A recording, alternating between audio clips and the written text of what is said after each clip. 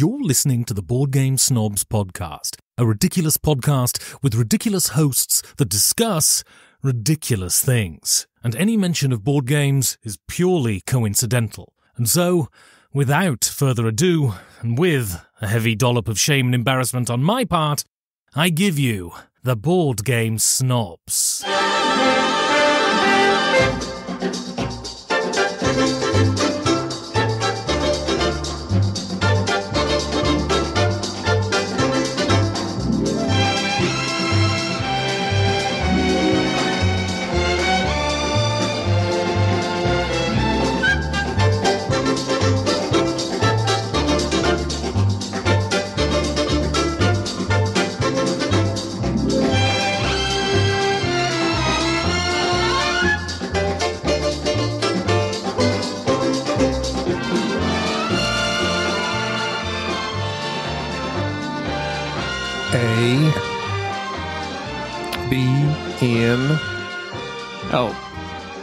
D.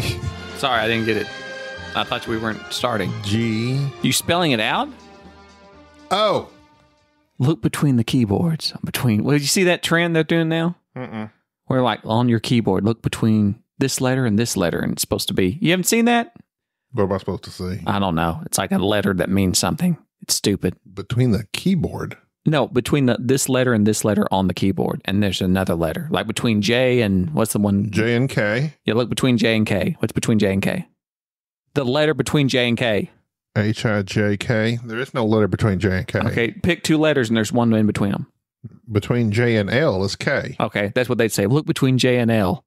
K. And then that's like supposed to mean something.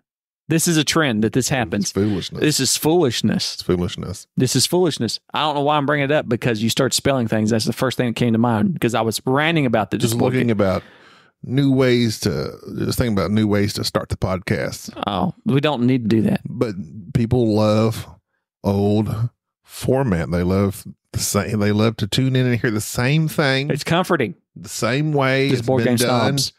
For 300 episodes. Years. 302 episodes. 304? 303? People want to tune in and hear the same setup, the same format, the same things. Oh, and now it's time for the news segment. Oh, now they love the segments. I know, but there's something comforting about something. I know, and I get it. I get it. You do? But unfortunately, we are the most unformatted show, unless unformatted is a format. It is a format. It's a format unto itself. It is. It's a sense of guided chaos. We tried to format this show. We very much did. We had drops created. Didn't work. We've used them sporadically. No. And to not good effect most oftentimes. Just and we use them once and then forget about it. And copyright strikes. 30 years later, we use another one. Yeah, I'm not big on that. Not a big. You had half of them created. I know. The first time we started this. And the reason I had them created because I thought that was like an easy segue into things. And then I realized that it's not us. It's not a way. It's not something that we need. Maybe we need it, but we're not going to do it. And so if you're not going to do it, why have it? Although they are nice. I don't know. Even when I'm watching like YouTube shows and they have their drops and then they have this music and now it's time and they like take 10 seconds out of the show to put the letters up there for whatever segment this is. I'm like, they could have just started talking about what they wanted to talk about instead of doing this whole take up time to let me know this is what we're fixing to talk about. You know why that works though? Because previous episode, callback, which you're famous for, we could do a drop right here. Callback. Last episode, you talked about how you would binge watch something, but you wouldn't watch an 8-hour movie. You'd watch 8 hours of a series, but not 8-hour movie. Right. There's a reason for that, because there is a bookend. It's opened and shut. It's the beginning and the end of each episode. And whenever there is a cut in a scene, because there's many movies that have... It's like a chapter. I can put my bookmark there and come back to it if I want to. Which you won't, because you have no memory anyways, and most people don't, to remember what happened last episode. And even most of these series aren't particularly connected anyways. But the point is, whenever there's a scene change, there's that flash, there's that different change, your brain just clicks to something new and it catches your attention. You reset, which is why you have dropped, which is why you have segments, which is why it's like, and now having this. but Like you can cleanse your mind of what you were previously thinking about and onto something new. Yeah, but you don't. You don't cleanse your mind because you're still watching the same thing. It's the same late night type show where they have a little jingle and we're going to do the top 10 and then we're going to. It doesn't. It's supposed to get. You know what I think what you're lending to or what that lends to is a schedule kind of like I'm one of the most unscheduled people and I should be scheduled, but something I enjoy for whatever reason. And I guess because it's organizational and it fixes your brain kind of. It's like, there's this guy on Instagram, which I know is one of your favorite social media. Absolutely.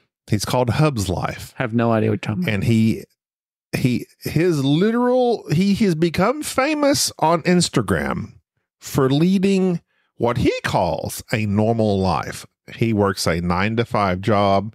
Now he's saying, this is, I live a normal life. And because what his point of his Instagram is to take away from, Instagram, everybody's just trying to flash their Lamborghinis and loads of cash and fly to Miami for parties and then Lollapalooza and then Europe. And they're showing their best possible life ever, trying to make you envious, right? Right.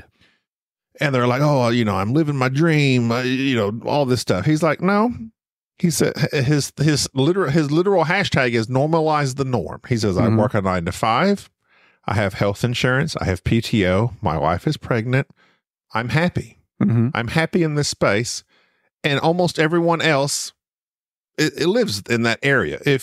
But he does live, he's got a nice house. Don't get me wrong. He lives in Dallas. He has a nice house. He's got a pool in the backyard. He's probably medium. I don't know what the levels are in wealth, but he's not poor. Yeah, what's the point of it? He's not rich. It's just him just doing this. Literally, he's just like this. But he will show this is from my 9-to-5. This is what I do. But he also will show like from my 5 to 9. So when he gets off work, this is what I do. And he just literally lists his schedule: 5 to 5:30, drive home. 5:30 to 6. What's his name? Hop in the shower. 6 to 6:30. What's his name? Get dinner ready. 6:30 to 7:30. What's his name? Hub's Life. Eat dinner. 7:30 to 9:30. Pour me a cold snacks. That's what he calls his beer, his alcoholic beverages. He does enjoy an alcoholic beverage. He pours him a drink, watches TV in the evening. He works out. He's very regimented. He's a fit man. He's not poor by any means. He's got probably a $300,000 home. He works in the insurance business. They travel. He's very nice looking. You can tell they're of means.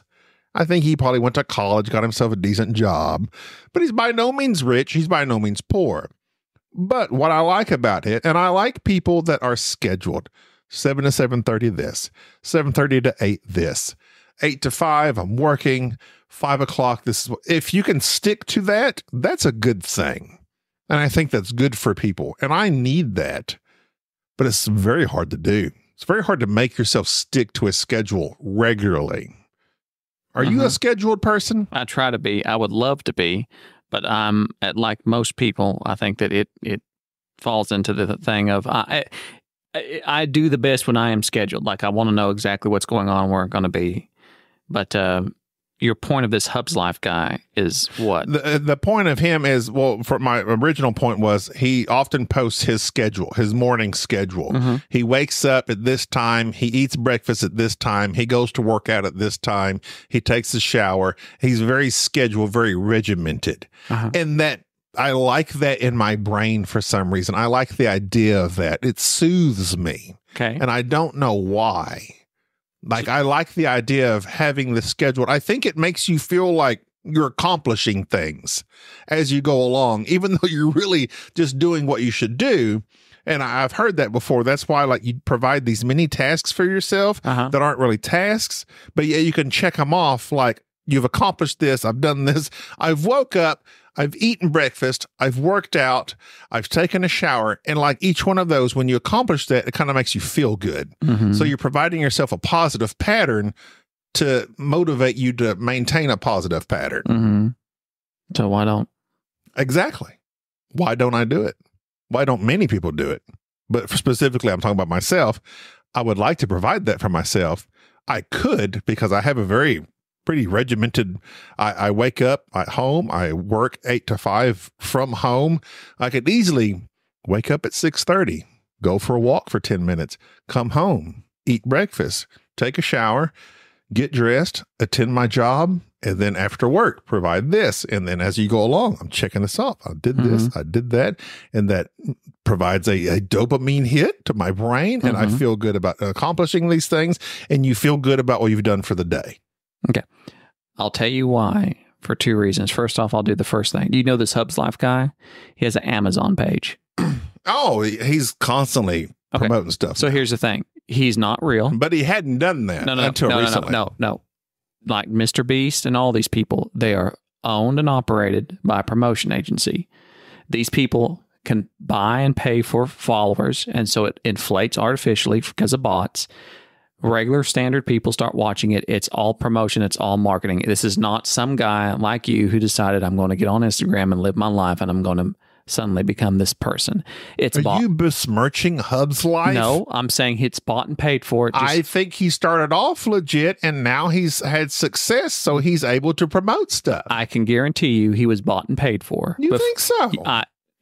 Absolutely. This is how it works. Poor Hubs. But either way, that's neither here nor there. I'm just bringing that out from the standpoint of, why it would be popular. The second thing would be Second thing, point number 2 would be the reason you don't do it is the same reason why he's not listening to other people like him.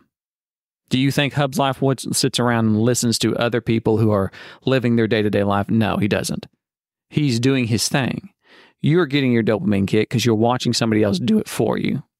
So stop watching that stuff. It's not negative. Yes, it is. It is negative. They have done research that says that if you want to be on a diet, do not tell anybody that you are on a diet. Because when you go to work and you tell your coworkers, hey, I'm on a diet, you get the dopamine kick of being on a diet and then you don't go on the diet. Well, we're not talking about dieting. I was talking about living a scheduled life. Same thing. When you watch somebody else lead a scheduled life, you are giving yourself dopamine because that's why you're watching a same boring, mundane person. It's giving you dopamine. Why are you attacking? No, I'm not attacking. I'm saying that's why it works. I just thought it would be not something. I know. I'm not attacking. I'm telling. So is being scheduled not a good thing? No, you're not listening. Okay. You're saying, why don't you do it? I'm telling you, don't do it because you watch somebody else do it and you get the same high. Oh, we've had this discussion before. So, yes. We've had this discussion before. So don't watch it. It's all right if you get the idea, but you don't continually. Because I wrote in my journal the other day, diary, that I wrote my schedule. I was like, I want to wake up at 6 o'clock and I'm going to do this. I'll do that. You know how much of it I did? Yeah, none of it. 50%. I did 50%. I did 50%. You woke up. I woke up. I ate breakfast. Yeah. No, actually I did not because I was fasting. I was trying to intermittent fasting. So you didn't even do that? No, I woke up. Yeah. Let's see. I had drink coffee on there. I checked that box. There you go. It's all about checking those boxes. Like, I mean, serious. You're looking at me crazy, but it's being able to check the box like I did this. Okay. Is mundane and... Oh, no, that makes sense. It does make sense. Drink a glass of water as soon as I wake up. Sense. I check that box. Yeah. And I feel like I've done something. Right. That makes sense. I'm not looking at you like that's crazy. I'm looking at you like Gordon Ramsay doesn't sit around watching people cook. He cooks. Right. So people who watch the cooking channel don't cook. Yeah, they watch the cooking channel. That's why social media has ruined the world. No, it hasn't ruined the world. I think it has. No, I don't think it's ruined the world at all. I think it's that people don't use it correctly. Anything that's not used correctly will cause an adverse side effects. I agree. When social media first started happening, like, I'm not even talking about Facebook. I kind of missed Facebook. I would say Instagram was the first one I really became aware of. Mm-hmm. It was a way to connect with relatives that lived afar off and say, here's a picture of what I'm doing today. It's your friend. What are you doing today? Oh, look, my relative 10 states away is, eating eggs apparently for breakfast because that's what they took a picture of. So it was a way of connecting in that way. From there, I think it has severely digressed. Well, yeah, it's because... But it can be used for that. Yes, if it's used correctly, yes, it's great. And it doesn't cause the same issues. But I think issues have developed from that, though, because it is the thing of, oh, my cousin is, oh, look at them. They're not only eating eggs, they're eating eggs in, Hawaii because they're taking a vacation. Hawaii must be nice. And then that whole thing develops. What thing? You looking at people living better, seemingly better, more comfortable, luxurious lives than you, and you kind of become jealous. I've never had that happen. Not you, but it's a thing. Like that's like social media. You look at people on social media, and that's the point of Hub's life is you don't look at him and say, oh, he's living this fantastic. He's living a nice life like me and you. We have normal jobs, so to speak. No, Hub's life is to sell stuff on Amazon. Maybe now. But I think the idea of his was to do that. It's like, no, I'm not in Thailand feeding the tigers as I wake up in the morning eating eggs. Right. I'm working my 9-to-5 job. Right. So that's what I'm saying is social media. The idea of it may have started off as, connecting with people. I get that. But then I think I'm sure there's disorders that have developed from social media of, I'm so jealous of the life these other people live that I don't have because I'm working my 9-to-5. But they're in Hollywood, they seem to be living these luxurious lives of, they just go around all day partying and they get paid to somehow. Do you follow blah. anybody like that? Me? Yeah. Who, me? I'm asking, yeah. There was a skater girl that Paige referenced me to. I think she got paid for roller skating, and she ended up roller skating with Usher, and she her life was just skating up and down the beachfront all day. Uh-huh. And you look at that, that's pretty nice. That would be nice. And then you kind of look at that person's life, and you're like, it really kind of sucks when I'm sitting here behind my desk typing the keys all day and talking to idiots, and I could be skating for a living. That mentality kind of develops. Not that it has for me, but I'm saying that's a thing.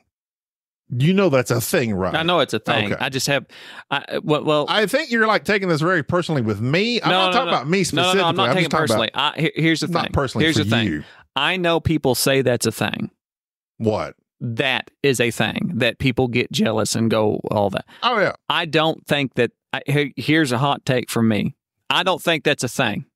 I think that that's a thing that everybody thinks is a thing, but I don't know anybody who legitly feels that way, that follows famous people. I know. No, not famous people. Any people. I'm saying anybody. They don't feel that way by looking at other. I've never met somebody who has expressed. I have looked at pictures of people. Okay. And I've said to myself, must be nice. You say that about everything. Well, true. Yeah. But I'm just saying, without having that, I wouldn't think must be nice. You know what I'm saying? Is there something wrong with the thinking it must be nice? Must be nice. Is there something wrong with that? I think it just is negative. What's negative about it? Because by fact, you're wishing that you were doing something other than you're doing. So you're not content in your moment. Okay. You're not content. Okay. It's a lack of contentment. All right. Now you're making more sense there. Now I'm following you. I was trying to get, okay, that makes more sense. I will agree with that. That yes, there are people that will look on stuff on Facebook or whatever, and these people are like, oh yeah, you're no longer content with what you have. Right. That's a personal problem. Well, it's obviously. But no, that's a personal problem that can occur without social media with anything. Well, true. It existed way before social media. Yeah, so but social media has enhanced it. I would say it has not. I would say that if you're that way, you're that way. For people that stay home and just browse social media, they're just in a negative well of emotion, thinking must be nice. Okay, so you're getting back to where you're losing me again. You mean that I know that people get negative emotions from looking at stuff online and social media and all that mess. But you mean that you look at other people's stuff and go, that must be nice, and that puts you in a negative. Yes, that's a thing. That's a thing that I don't. No. So you are correct in that is a personal problem. It's a personal issue because you should look at people's lives, especially if you know them or related to them or friends with them, and be like, oh, I'm so happy for them. Right. But that's oftentimes people, it's hard to be that way sometimes. More often than not, I think people lean towards why can't that be me? because you're watching stuff on Facebook instead of skating. Right. Okay. That's why it can't be you. I know you're taking this like very like you. No. I'm relating to you how the vast majority I'm of not people relating feel. it to you. I'm saying we're using you as a nebulous person on the Facebook. And also, at the same time, I have felt those feelings. Okay. I understand those feelings. And that's why I have curbed a lot of my social media because I don't makes more sense. That makes more sense now. The lack of contentment. I guess that's where I was trying to. I just don't. I know I'm ignorant to social media and to the ways that people react to stuff like that. Like I understand that people will look at something, but it's been a thing for which you hear that all the time. People look and go, "Oh, I'm jealous." I've never done that. Nor do I know people who actively do that. But the lack of contentment, yes, but that's something that happens in everyday life. Right, but I'm just saying, and you will be that way no matter what. Exasperates that. Okay, I think you'd be that way no matter what. Because you know why? Completely unnecessary. You interact with people.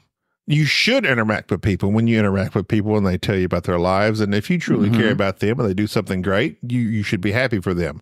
But social media exasperates this thing of. Well, I don't think it's totally unnecessary though. Social media. Is that what you're saying? Social media is. I do not need to have Instagram in my life. You don't. I existed for 30, 40 years without social media. Well, there's a lot of things, and I won't go down the rabbit hole going, well, you don't need this, you don't need that. There's tons of things that you don't need. But I would say, instead of going down that and arguing that particular point, I would say that social media would be a net benefit if used correctly, and people can use it correctly. And that it would be just like a telephone. Like you couldn't make it. Do you need your cell phone? Right. No. Right. But you would fall out if you didn't have it. I'm looking at it right now. Yes. You're always looking at it. I'm constantly looking at it. Correct. So the fact is, though, that it is a net positive for you in many, many, many, many, many, many ways. Correct? I get you, yes. So I think that social media can be a net positive for many people in many ways if used correctly. And even specifically, I would go with this podcast. We have our Discord, we have our Facebook, and we are able to interact with people we would not normally be able to interact with. That's my point. It can be a net positive if used correctly, and it provides you with something that you would never have been able to do in the past. It's not without its dangers, of course, that things can happen. But I think a lot of it falls under you as a person and what you allow into your mind and into your thought process and how you yourself are. It can just exacerbate pre-existing conditions, I guess. Yeah, most definitely. If you're not a content person, most definitely, then there you go. If you lack self-control and motivation, well, there you go. And so it's that thing that, yeah, it's going to be a negative if you're that type of person. I don't know how we got off on this regular life stuff. Hub's life. Hub's life. You're going on about. Check him out. I don't know. No, there's no need to check him. Why do you want to look? Why do you watch him? I told you because I liked his scheduling. So you watched it once. Are you still watching him? Yeah. Why? Liked and subscribed. Why? Because I enjoy watching him. But why do you enjoy watching him? That's a good question. I mean, that's really what it boils down to. Right. Is what is the enjoyment here's the from thing. it? That's what this is something, and well, many other episodes we've discussed this. The difference between me and you. You do things and you say why. You ask why. I don't ask that question. Well, I just do it. Well, the reason for and that, I should many times. I should. Why am I doing this? Like, what's driving me to this? And that's a good question. Why? And it's a basic question that I don't ask. Yeah. Well, it's like, why do I like this? Why do I like this board game? I don't know. You know, that's the thing I always go to. It's like, so for me to, and lots of other people, not just me, but I think there is the type of person that is you, and there's lots of people that are the type of person that are me. You're like, why? I'm doing this. I like this. I don't like this. Why? Whereas me, I'm like, I'm doing this. I like this. I like this. I don't like this. Why? I don't know. I haven't thought that much about it. But it is good to pause and ask why. Why do I like Hub's life? That's a lot of talking to get back to this question I just asked you. Because I don't think deeply about things, and I've said that repeatedly. I don't ask myself why. Well, no, but you like him because he's showing a way that you could be. And then I guess so. And instead of doing that. See, why do I need to ask why? I just come to you. Well, no, because Jerry, why do I like this? Well, no, because if you do that with everything that you watch or whatever, you kind of you boil down to the reason of something is. You're able to distill it down and go, like, you always send me stuff on TikTok. I deleted TikTok. No, I stopped sending you stuff because you don't respond to me. Well, because I don't watch it. Because the one you kept sending me stuff. You don't respond to me. No, you kept sending me stuff on TikTok. Even a text like, I don't have. Listen, I don't have TikTok. So you don't need TikTok. I know. Just click the link and you can still see it without having TikTok. But it keeps asking me to download TikTok. So I downloaded TikTok. What do you have against Chinese viruses? I had it for 2 hours and realized I can't learn anything from this. Let them have your data. I don't care about that. I'm just going, I don't care about the fact that none of this stuff can I remember after I watch it. I sit there and watch it, and 15 seconds later, it's off. It's humorous. It's not funny to me. It's goofy people. You post weird memes to Facebook, but I can't post you a link to a TikTok. But no, my point is that my weird meme, you can scroll by. TikTok is 15 seconds of your life, and that turns into an hour of your life. I got to read your meme. But hours, though. I don't cost hours of your life. You spent hours on TikTok, and you've learned nothing from it. And that's why I go, I don't like this, because I can't, I know what it does, why I like it, because I did like it. It gives me a little bit of information quickly, moves on to the next thing. 15 seconds, moves on to the next thing. And I'm like, oh, this is just a trap. This is what keeps you entertained and keeps you going. Ban it soon. What are they going to do? I don't know. So I deleted it. So I've never been. I don't have it either. Well, you did. Well, nor do I shop from Temu. I shop from Temu. How dare you? You know they use children as labor, right? They're just the middleman. I'm cutting. Everybody does. How dare you? You do know it's the same. My moral integrity sensors are blaring. You do know it's the same stuff on Amazon, right? Family values. You do know it's the same stuff. I can't tell if you're being serious or not. I can't believe you. Sheen? Do you also shop on Sheen? I don't know what that is, but I'm about to. Is it good?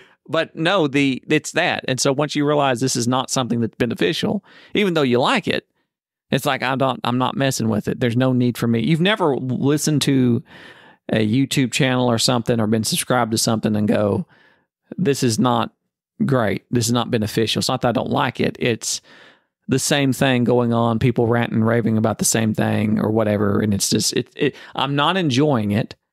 I don't personally connect with the person. It doesn't stimulate me at all. So I'm just, I'm sounds like our podcast. Am I right? Self-deprecation. Anyway, you don't approve of that. I don't really know. But the fact is like, yeah, what's the point of that?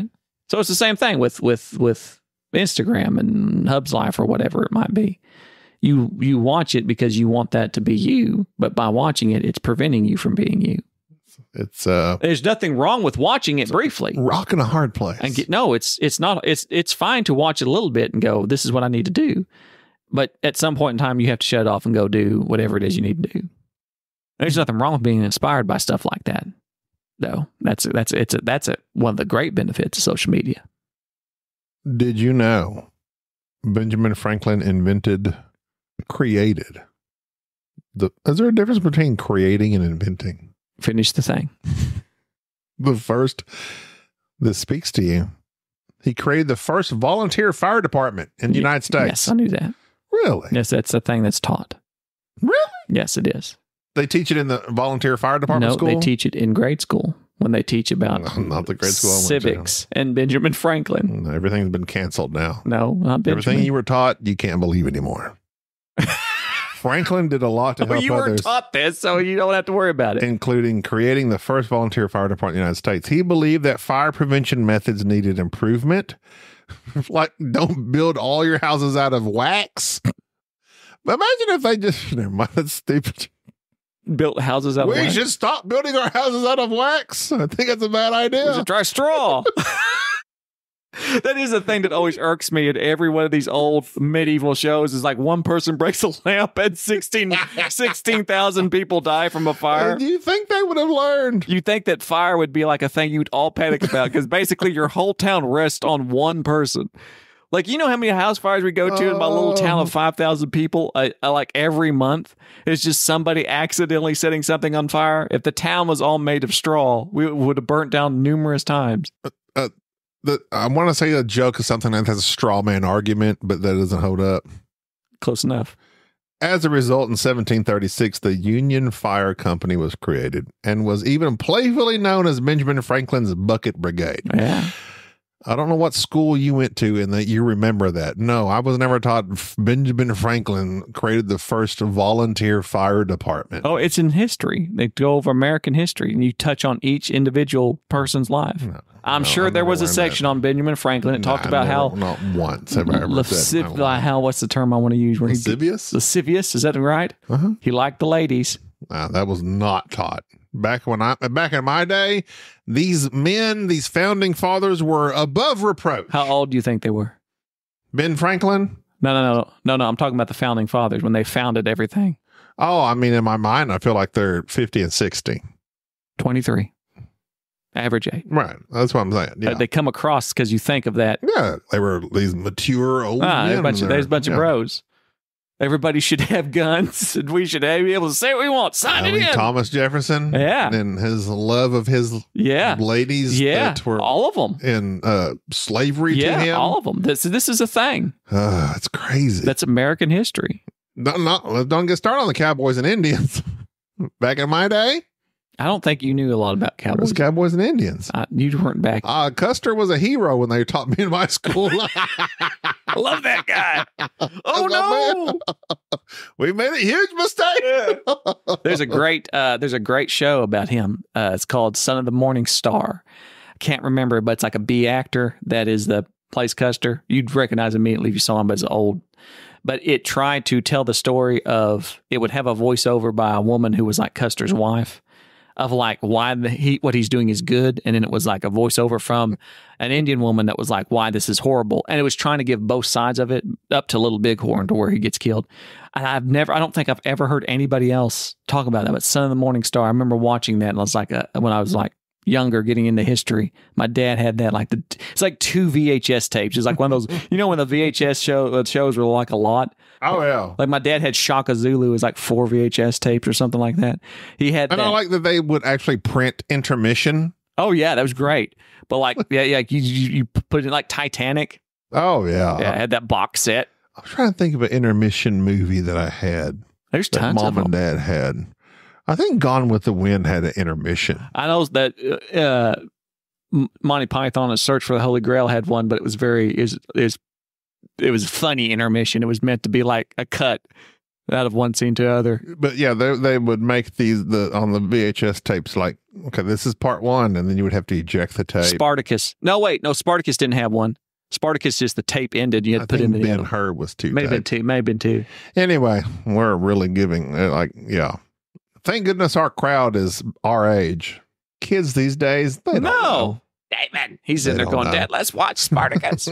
I want to talk about the show. Are you done? Are you talking about Benjamin Franklin? Wait. Please get done with all the Benjamin Franklin stuff. Well, no, he may become our new armadillo. No, I don't. He's basically our mascot now. It looks like Benjamin Franklin, guy with the little chess piece. Let's see. Give me just one moment here. Holding. Say something interesting. I'm still. Oh, you want me to talk? No, just briefly until I find what I'm looking for. Okay, well, I was going to talk about Snowblind Race for the Pole by Pleasant Company Games was the game I was watching. And now, for your pleasure, a board game review. It was nice that Pleasant Company Games rhymed with that. So was that our new drop? Is that a drop? That's an old drop. That was rarely an old drop? used when we were going to like differentiate. Like, okay, we're going to discuss. Back when we were going to like, okay, we're going to banter, and then discuss a game. Here's where we discuss a game, and then Nigel comes in saying, "Here's a board game review." Oh, we did that sometime. Well, Pleasant Company Games, which I looked them up to try to find out which other games they have made. It's because they're like a company I had no idea existed, and I got on BGG, and they literally make no other games that I'm familiar with. And it looks like Snowblind Race for the Pole from 2016 is like their game. But apparently they're still producing games. To be fair, Snowblind is I mean, I've never heard of this company until you brought this game over. Right. And Well, I had heard of Snowblind simply because it was a Kickstarter? I can't remember if it was a Kickstarter or not. Now, is it a snow blind, much like a deer blind, where you would just hide in this tent-like feature and just shoot things? No. Snowblind's like when the sun reflects off. Well, you're making a joke. Ha, ha, ha. I can't pound off that. But it's basically being blinded by all the light reflecting. Blinded by the snow? By the snow. Blinded kind of really explains itself if you think about it. Yeah, snowblind. Well, what blinded you? The snow. Well, not everything makes sense because you have like the water truck. I think, but the fire department comes when there's a fire and they don't bring water. You Benjamin Franklin, you're welcome. Yeah, there you go. You're welcome. So I think Snowblind was also explained in the mountain climbing movie with Chris O'Donnell. Vertical Limit. I'm sorry. I know you said that. Oh, you just came up with that name immediately. Okay, the reason why Vertical Limit is on my mind is because the opening of Vertical Limit will scar you if you are a young... Where his daddy cut the rope. Yes, they're climbing this mountain. And it's a tremendously good, terrible movie. It's awful. It's awful movie. And these Bill Paxton, the extreme, and the guy, what's his name? The old dude that was he was in El Dorado, the old Western guy, yeah. Carradine, David Carradine. Anyways, these people fall, they cause all these issues, and the dad's hanging by the edge. He's like, if you don't cut the rope, it'll kill me and your sister. Yeah. Then this poor kid has to cut the rope, to kill his dad, and then it has the worst cut scene. Cut. Yes, because it's cut the rope, and it's just this weird. They could make a rap out of that, and then peaceful, no nothing, and then the guy's body just falls. It's terrible. This will do yourself a huge favor and watch The Vertical Limit, the opening scene, and be traumatized by that for the rest of your life. You know why I remember that movie? It is one of the rare instances I was living in Grapevine. My parents came to visit, my mother and my father. That's thus being my parents. Uh-huh. We went to watch that movie in the Cinemark, Tinseltown, just across the road.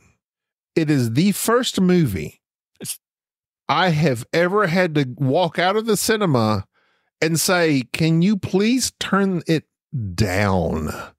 It was so incredibly loud. I loved it. I love loud sound, but they had, I don't know if they had the 16-year-old running the sound just maxed it out and forgot, but I had to go outside and say, can you please turn the sound down? It is literally hurting all of our ears. But we watched Vertical Limit together. It's so bad. It's good. Number one during its opening day in December 8th, 2000. It had a budget of $70 million. It made $200 million. It was the 17th highest grossing film of 2000. Looky there. Man. Critical reception. It received mixed reviews, of course. Roger Ebert gave it 3 out of 4, commenting, it's made from obvious formulas and pulp novel conflicts, but strongly acted and well crafted. I remember the show. This was such a weird. Bill Paxton's in it, right? Yes, it's got Bill Paxton. Let's see, Bill Paxton, Scott Glenn. Scott Glenn's the guy. Scott Glenn. He looks like a Carradine. All right, so also for all you nerds out there, and the reason why you should definitely watch this, it also has. You ready? Ben Mendelsohn, the bad guy from Rogue One, or Mendelsohn. Timu Morrison, otherwise known as Boba Fett. Really? He's in it, see? And Alexander Seguin. I can't say his name, but that's the dude off of, he looks just like the guy that's off Deep Space Nine, but he's also the guy off Battlestar Galactica. They're not the same person. No. I get them confused. He's the DS9 guy. He's a DS9 guy. Anyways, so great cast, by the way. And it also has the dude from Longmire, who's never in anything. Robert Taylor is never in anything. He shows up for like 5 seconds in movies and they kick him out. Anyways, Vertical Limit. Go watch that. Go check it out. It couldn't compete with Gladiator in the year 2000, but Anyways, so Snowblind. So the reason I have Snowblind is that it's a 1 to 4 player game. It was often mentioned in solo circles, and so it has a solo. So of course I purchased it, sat on my shelf for some time, and Gaby loves Can't Stop. Which Indeed. It's fine. And I think about making it quite frankly, my number one game of all time because I've played it literally hundreds of times. So you like it more than everything else? And that's a discussion. Like, I'm like, would I play this game over anything else? I mean, it's not that it's temporarily engaging, but no, that's the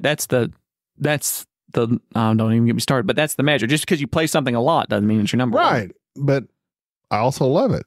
But doesn't mean that you like it more than everything else.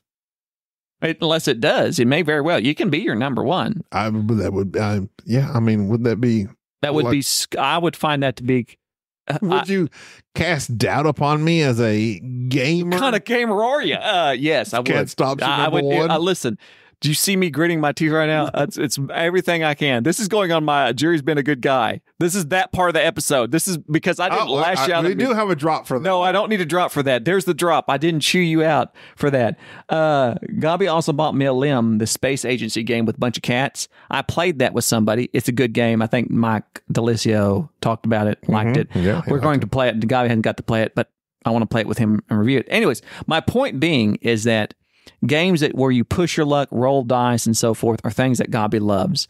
Right. I soloed Snowblind here recently and realized Gaby would really like this game. Matter of fact, as an experiment, I brought over this old game and I said, I want to teach you this game because I think that not only is this is a gamified version of Can't Stop.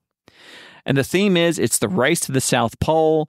You're picking dice off of a board, doing the action that dice allows, and then rolling the dice. And if the dice is over a certain number, considering what your position is or how many resources you have, you get exposure to the cold and you have to waste resources. And you're trying to lead your little team of explorers and scientists and your captain to be the first one to not only make it to the very bottom, I guess, of the South Pole and then back to your ship. And the game will last, this says about 20 minutes. That's pretty true depending on how many people is playing the game. But it's a very quick, push your luck dice game that has one little mechanic of just doing an action, taking the dice off that action, and then rolling all the dice that you've collected so far.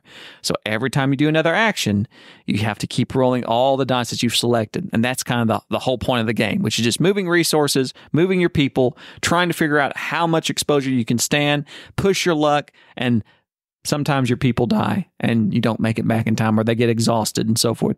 I really, really like this game. And I was betting that Gaby would too. And your bet paid off. Yes, because I think that this game, to me, is head and shoulders over Can't Stop. Because this gamifies the game. I know, but that's why you get into the whole going along. Could this be my number one game? It's complete. It's a different monster. It Can't Stop is just bam, bam, bam, rolling dice. There's no theme. It's just constant nonstop. They take a theme.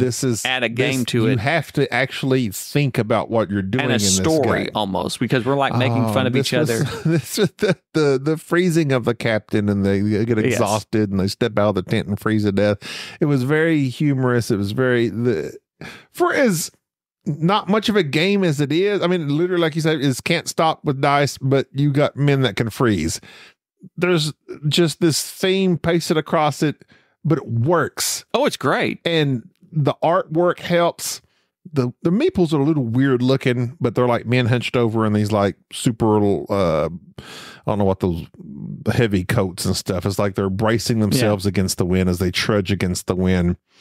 But we were laughing repeatedly because my men kept freezing. And I threw my captain out there, made him like surge for the South Pole to plant his flag and immediately froze. And then the guy I sent to help him also immediately froze. It was humorous. We were literally laughing at this game, at how the silliness of that aspect of it, even though the theme itself is not that fun. I mean, these people like died. Yeah, this is a thing. People died a lot doing this. But yeah, I like this game a lot. Do I like it more than Can't Stop? Here's the thing. No. Why not?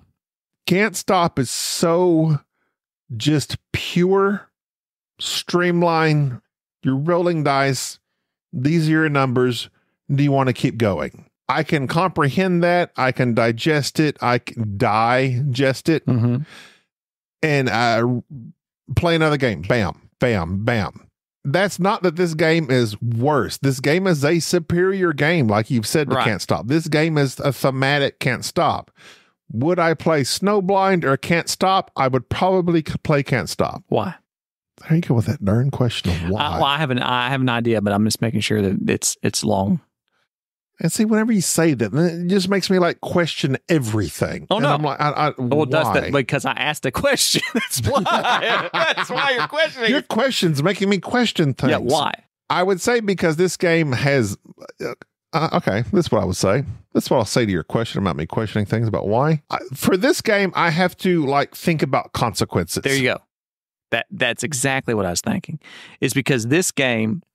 This is why I like this. You know what? I get real happy when I answer and like you're agreeable with my answer. No, I am agreeable because I assume that's what it would be. Like when I got this, I was like, played it and thought Gaby's going to like this. I do like it a lot. I would not want to play Can't Stop here in your house. Right. You don't have Can't Stop here in your house, do you? I do. Do you play it? No, you play it No, online. I do not. I play the BGA version because it's far superior to the actual physical copy. Right. So clicking a button. So you're not playing a board game. You're Right. playing an electronic version. You can have that argument later. But in terms of actually playing the board games, would you play the board game Can't Stop or this? That yes, you make a good point on that. Okay.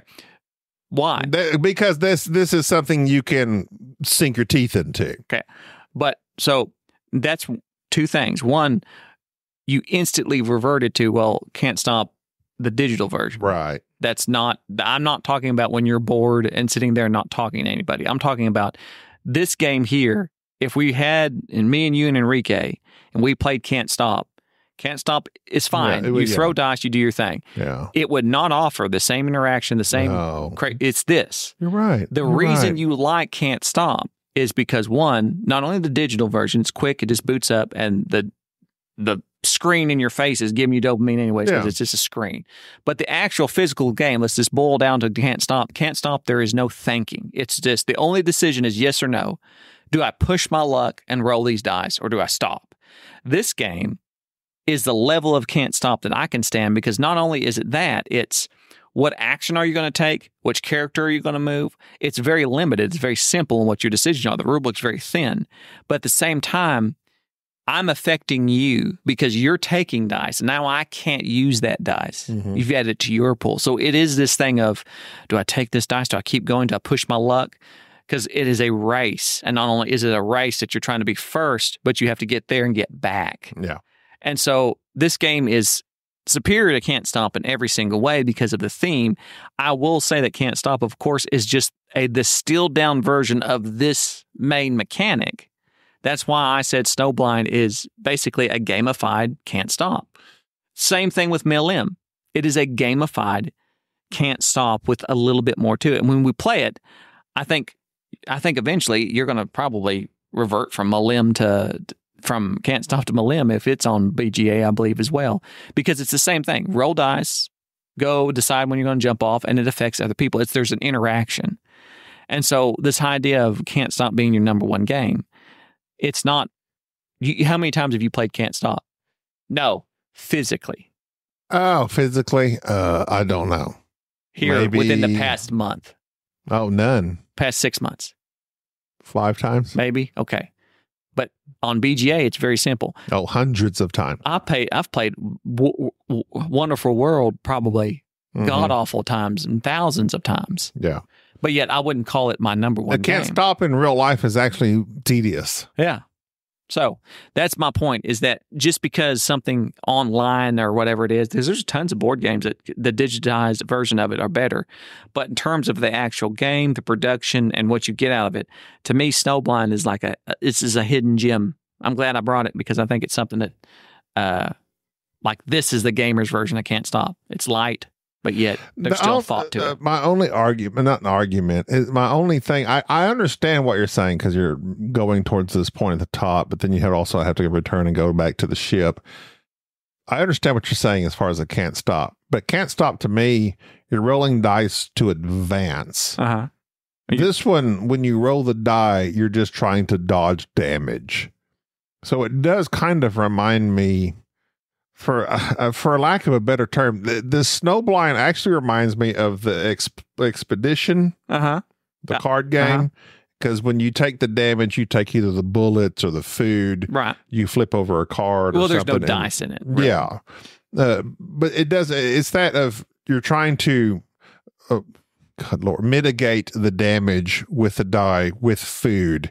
And I really like that about this game is you can carry those crates and or create food in your different locations. And when you roll that damage, you can mitigate that where that it doesn't affect your explorer and fatigue him or kill him. And I like that about this game. And Jerry played obviously the better version of the strategy because he slowly moved his people along with their crates up the path and was able to get more people back to the ship after he planted his flag. Whereas I shot my captain up there and he immediately froze. I shot another guy up there, immediately froze. And you got to like carry these crates with you to mitigate damage or build tents. I built tents, but the crates really mitigate the damage. And I did that poorly, but it's a really good game, especially for a game I've never, ever heard of the game or the people or anything about it. Yeah, this is one of those hidden gems. The art has got like that dark, like it's just got that dark, like ice feel to it, like The Terror. Remember the show The Terror or the book The Terror? It's got this like doom and gloom type of atmosphere to the art, and I really like that. It's a good game. It is a good game. It's one of these hidden gems. Do you prefer it solo or multiplayer? I don't. I prefer it multiplayer. I played it solo. I figured out the puzzle on it, and there's better solos. I wouldn't suggest you just buying it for a solo, even though that's why I kind of did, because it got tossed around a lot in the solo forum that I was in. And plus, I love games this was a game that I had seen when it first came out, and it passed me by. I didn't get a chance. There's another game like this that I kickstarted. I can't think of the name, but it has a very similar theme that hasn't showed up yet. But I saw it at last BGG and got it and was like, this is one that's been on my list for a long time. And I didn't realize that it was just I didn't realize how simple the mechanism was just take a dice, roll a dice, and keep rolling these dice and push your luck. And as I'm playing it, I'm going, oh, this is a gamified can't stop. And it's a small box game, really. And I'm like, yeah, I really like this. And I thought, well, Gaby's going to like this too. I think with more people, it's better even. And with us just two, I think with more people, just the race and knowing who's, people are, you're being forced to take dice that maybe you don't want to take. But so, yeah, certainly liked it. But that's Snowblind Race for the Pole. I think you could still find copies of it in various places, but this is a hidden gem for me that I certainly did like. This is something board game related, but something I just found interesting. And we will put out a review on Malim eventually. The Hotness. Uh-huh. You know what? I think this was #1 yesterday. Fallout. Yeah. The power of that show has propelled Fallout 4, the video game, broke records again on Steam. I have downloaded it. Yeah, everybody downloads it. Nobody. I played Fallout 3 for probably 15 minutes, and I'm like, it's kind of clunky. But then it's like, well, maybe I should check this out. But I find it interesting because Fallout, the board game, of course it splashed just because it's Fallout. Then never heard of it again. But now with the show, it had the thing where expansion came out and fixed some of the problems, I think. And I wouldn't be against playing it, but I think it's rather a large game along the lines of minis, or is it? It's more of an exploration game type thing. And I don't know. It just didn't make no splash as much as a board game should of that ilk. And then it came and went, but now it's been #1 and #2, and it's in the hotness, all due to the Amazon show. There's also, and you posted about this in our Facebook group, Mandalorian Adventures. That's going to be with Corey connects. I want to check that one out. Complete missions together. He's going to be a nice co-op game. He does good sometimes with those co-ops. I'd like to check that one out. So those were the two in the hotness that I was interested in. Not Fallout so much. I just thought that was you always said that even on the video game, you didn't like any open world thing because you don't know what you're going to do, which I find it's too much. Well, it's not too much. You can just go do whatever that you're told to do. I like to know where I'm supposed to go. Well, it tells you, go here. and you can choose not to. Yeah, but then I get distracted. Well, that's the whole point of the thing. Is like you get distracted. You don't have to do what the game tells you to do. Number 1 is Vantage. Yeah, I've seen that. That looks pretty neat. That's what's his name? Stegmaier? Is it the Stegmaier game? Is that the one I'm thinking of? Jamie Stegmaier. All right. Look at there. Jamie hadn't had a hit in a while. Original. You hadn't had a hit in a while. An original, but Jamie. We'll see what happens. I'm looking forward to it. All right. Well, that's going to do it for this episode.